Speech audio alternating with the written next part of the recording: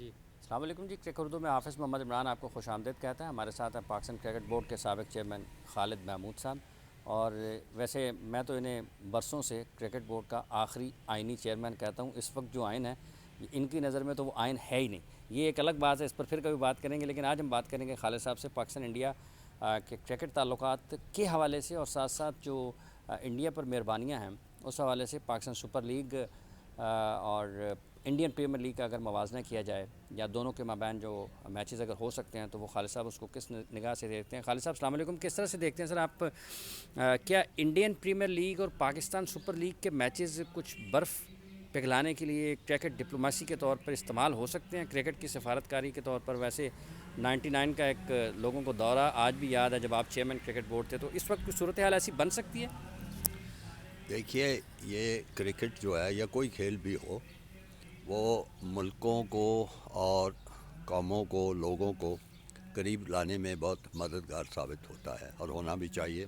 آپ کو میں یاد دلاؤں کہ جب امریکہ اور چین کے درمیان تعلقات نہ ہونے کے برابر تھے بلکہ خاصا تناؤ تھا، اس وقت ایک ٹیبل ٹینس کی ٹیم وہاں گئی تھی اور اس کی وجہ سے دونوں ملکوں کو، حکومتوں کو آپس میں رابطے کا موقع ملا تھا، اور اس کو وہ کہتے تھے پنگ پونگ ڈپلومیسی.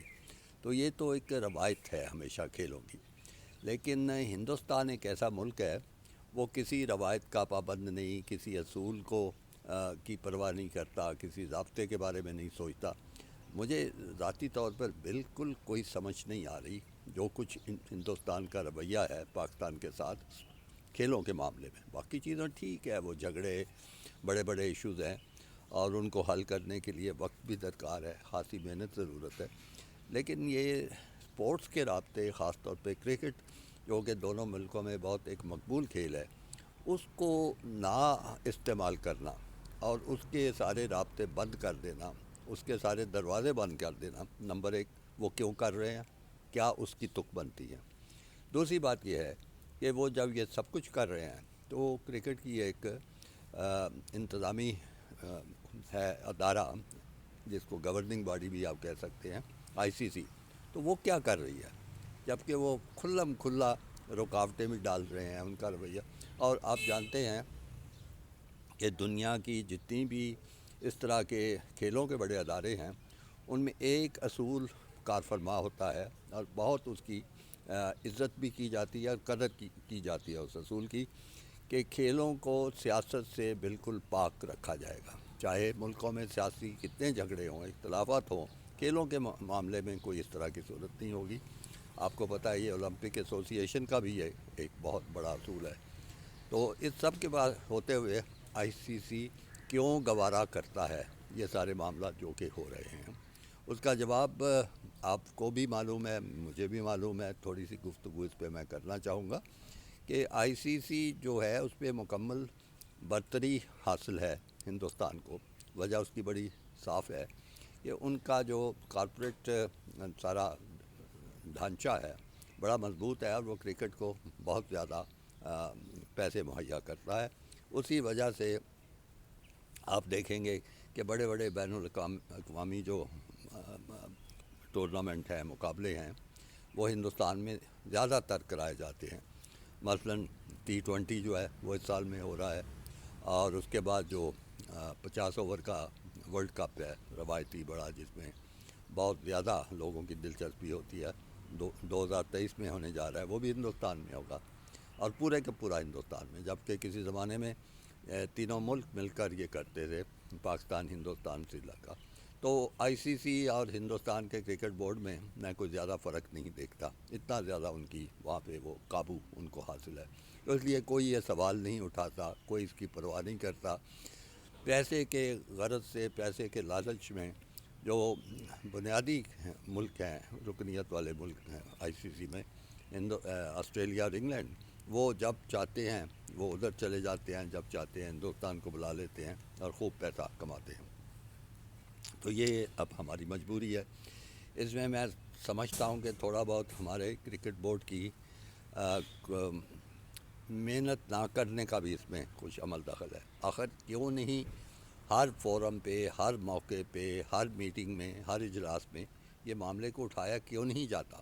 کامیابی ہو نہ ہو یہ معاملہ اٹھایا جانا چاہیے. اگر عالمی ضمیر نام کی بھی کوئی چیز ہے، اگر بہت مضبوط نہ ہو تو کچھ نہ کچھ اس کا اثر تو ہوگا. بار بار ایک معاملے کو اٹھایا جائے تو اس کا اثر ہوتا ہے، تو وہ نہیں اٹھایا جا رہا ہے. تو اب ہمیں جیسے وہ محاورہ ہے کہ اسی تنخواہ پہ گزارا کرنا پڑے گا. جو کچھ یہ چیزیں ہو رہی ہیں اسی طرح ہوں گی. یہی بڑی بات ہے کہ اگر کوئی ہندوستان میں مقابلہ ہو تو وہ یہ نہ کہہ سکیں کہ پاکستان کو ہم ویزے نہیں دیں گے. یعنی مجھے تو اب یہ بھی آنے والے دنوں میں خطرہ سا محسوس ہو رہا ہے کہ ہماری کرکٹ کی جو ایڈمنسٹریشن ہے وہ اتنی کمزور ہو جائے کہ وہ ہمیں اس میں شامل ہونے کا موقع بھی نہ ملے. یہ بھی ممکن ہو سکتا ہے. تو اس لیے ہر چیز کے لیے تیار رہنا چاہیے اور پاکستان کو اپنی کرکٹ پہ توجہ دینی چاہیے. اور ہر موقع جو ایسا ہے ہندوستان میں ٹورنامنٹ ہو اس میں شامل ہونے چاہیے، کوشش کرنی چاہیے اور اچھے سے اچھا کھیل پیش کرنا چاہیے. رہ گیا سوال I P L P S L کا مقابلہ، تو مقابلہ اس طرح نہیں بنتا کیونکہ ہندوستان ایک ہم سے 5 گنا بڑا ملک ہے. آزادی ان کی آبادی بہت زیادہ ہے. ان کے کرکٹ کے جو مرکز ہیں وینیوز وہ بے شمار ہیں. تو اس لیے اور ان کا جو کارپوریٹ سیکٹر جیسے میں کہہ چکا ہوں وہ بہت ہی مضبوط ہے اور کرکٹ کو بہت مہیا کرتا ہے وہ سرمایہ، جس کی وجہ سے ان کی سٹیکس بھی بہت زیادہ ہیں. وہ غیر ملکی کھلاڑیوں کو پیسے بھی بہت زیادہ دے سکتے ہیں.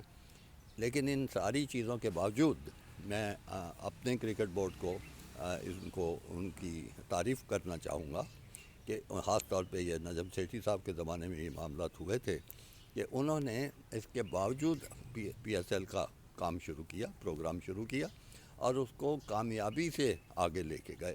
یہ نہیں ہے کہ ہم بالکل ہی پیچھے رہ گئے ہیں. میں سمجھتا ہوں اپنے وسائل کے اعتبار سے، اپنی آبادی کے لحاظ سے اور اپنی جو بھی ہماری اس میں کوشش ہے وہ سب کو سامنے رکھیں تو ہمارا معاملہ کوئی بہت خراب نہیں ہے.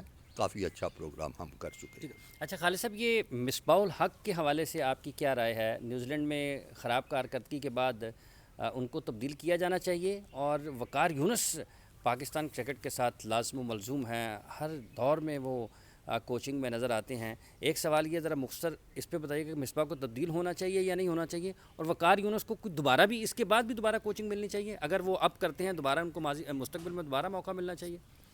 دیکھیے میں تو اس وقت اس بات سے شروع کروں گا کہ دونوں کو ہونا ہی نہیں چاہیے تھا.